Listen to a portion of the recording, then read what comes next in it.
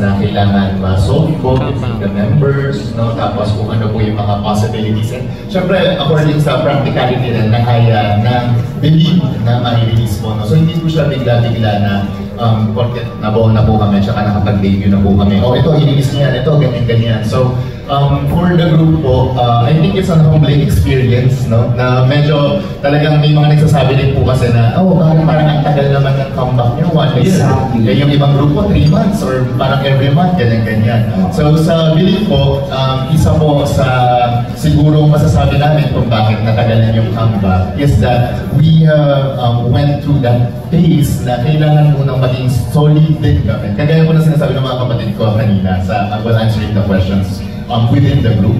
So isa po yun sa need namin maayos. So yun po, nung once the wave of that, sabihin na lang po natin, emotions na dapat po namin ma-fix as belief, dito na po kami nakapag-design na, okay, I think it's worth na bumalik tayo sa stage. So ayun po, inalaw na rin po ng management namin na, okay, if you guys are ready, doon na po nag-start. So ayun po, kaya po tayo nagkaroon ng official comeback. And it dropped doon sa Say What You Wanna Say. Kasi lahat po ng feelings, lyrics, from nandito kung babasahin niyo po, kung iintindihin niyo po, it's the story, again, of believe on that 1 year po na nangyari. So parang inayos mo na ninyo lahat, inamaga mo na ninyo lahat. Kumbaga, eto ngayon, naniniwala na kayo. So eto na, babalik na kayo. Alam mo, social na talaga, in fairness, sumabay kayo, pupukin lang kayo sa publicity at saka lahat ng anong gagawin ka, kayang-kaya na maging makilala ko namin.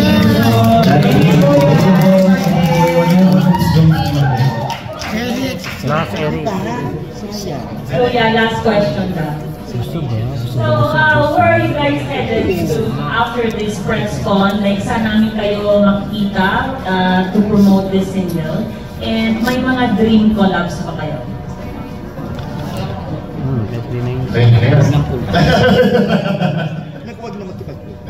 Okay, so actually, kanina pa nag-uusap kami, and yung manager po namin was stating na meron kami mga shows na paglalabasan po. But I think yet to be announced po. So sila po mag-a-announce on our Facebook page. So don't forget to follow us on our social media accounts po at believe_official. To be announced po yung mga schedules po na. And you can listen to our music and on all music streaming platforms. Yes. Actually, you can stream our music video. It's out now on YouTube. Thank you, Brian. So sa dream collab naman namin, sa dream collab natin, di ba actually yung pinapangarap natin talaga. Actually, hindi naman po siya, sa artist, syempre marami pong gano'n. But most for the P-pop scene po, gusto po namin magkaroon talaga na parang P-pop stage na lahat. Na-focus lang po talaga sa P-pop na nandoon. So nasisimula na naman po ito ng ibang networks na nandoon that we have guested. Pero ngayon po, sana lang po, mas lumaki pa siya at mas mabigyan pa po na spotlight. Ganun po.